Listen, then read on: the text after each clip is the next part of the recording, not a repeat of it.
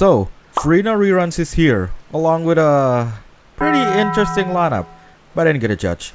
If you haven't picked yourself the Hydro Archon, you're missing out. But if you do, hey, welcome to this quick guide to all you need to know about FURINA.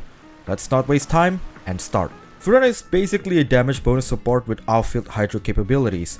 Her skill summons these three little guys that follows you around and deal off-field Hydro damage. Her application is, give or take, slower than Xingqiu or Yelan, but scaling in damage is generally higher if your characters on your team has about 50% HP. But with that, every attack that these little guys do will drain down your HP up to 50%.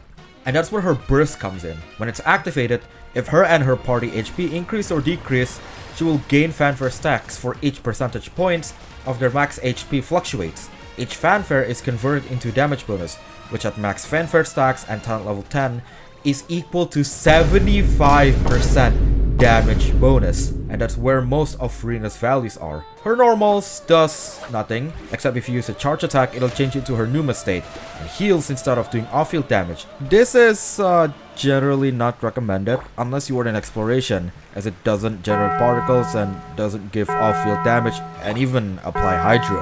Her A1 passive is basically if you overheal on a character besides FURINA, the entire party member got healed by 4%, or 2% per 2 seconds, which is the same thing.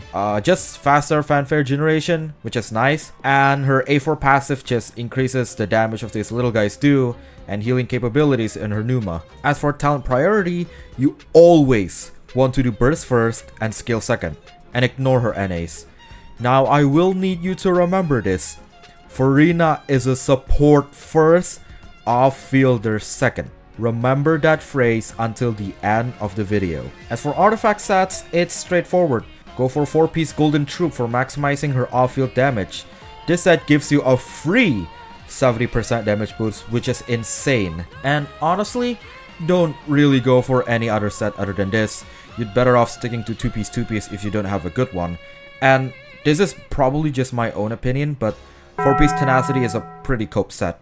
As for stats, crit rate and crit damage on the circlet, HP or ER on the sands, and HP or Hydro damage on Goblet. Now HP Goblet is generally better because she herself gains damage bonus from her kit, passive, and artifact sets, or even weapons, but Hydro is a fine option, and this is where we speak of ER.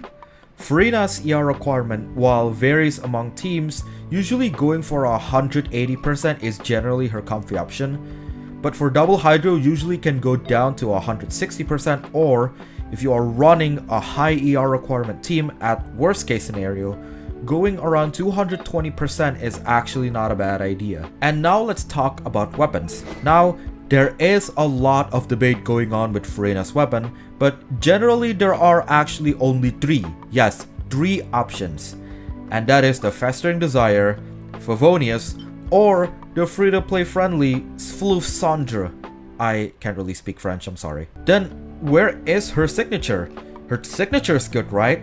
Well, it doesn't fall on this category because it doesn't give her ER at all! Her signature does give a ton of crit damage and damage bonus to her skill, but like I said in the beginning, she is a support first, off-fielder second. Splendor fails in this category, forcing you to run an ER Sans and look for more ER subset rather than looking for a more offensive one like crit and HP, which decreases the value of this weapon by a mile. It's technically her best in slot if you have enough ER, but ultimately it's a pretty terrible weapon to spend your primos on. And even if you got it, I personally probably wouldn't put it on FURINA anyways. The three options that I mentioned are way better in almost every stat. Festering is basically her true best in slot, providing you with a nice ER substat with a scale damage bonus and crit. Favonius is just a brain-dead option for her and her team because it just provides a ridiculous amount of energy. And for the pipe, it's just a nice chunk of ER with a bit of scale crit rate bonus. Overall, this would be my ranking for the weapons. Now let's talk about teams, and FURINA is basically the support that fits in almost every team as long as you have someone that can reliably heal themselves or have a healer in the party.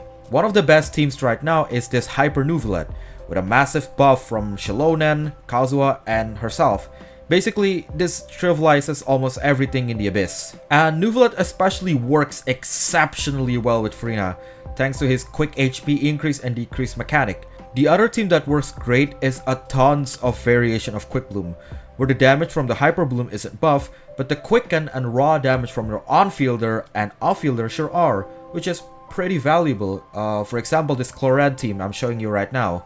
One other thing that's good with FURINA is a variation of a Vape team. This team, especially with Shen Yun, works great since she heals every member of the team, and this also applies to Xiao team and any Hyper teams.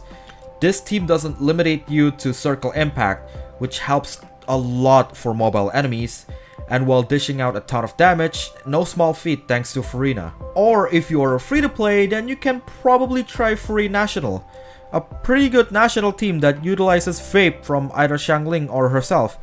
It is quite costly though, since it requires the best 4 stars, but for a free to play team, this is the way to go. Basically, she works everywhere as long as you have a solid healer and enough ER for her to burst off cooldown. Now you're probably wondering, Constellation? Well, none of them are worth your account. FURINA is already an incredibly strong unit by just existing and giving you a 75% damage bonus on top of being a Hydra off-fielder. Her value just sits just having her in your account, not at the Constellations. And this video isn't really for whales, so like, get out of here. And that's it for the FURINA video. I hope you enjoyed my very first guide on Genshin. And if you are informed, please leave me a like and perhaps subscribe for more Genshin content in the future. And I'll see you in the next one.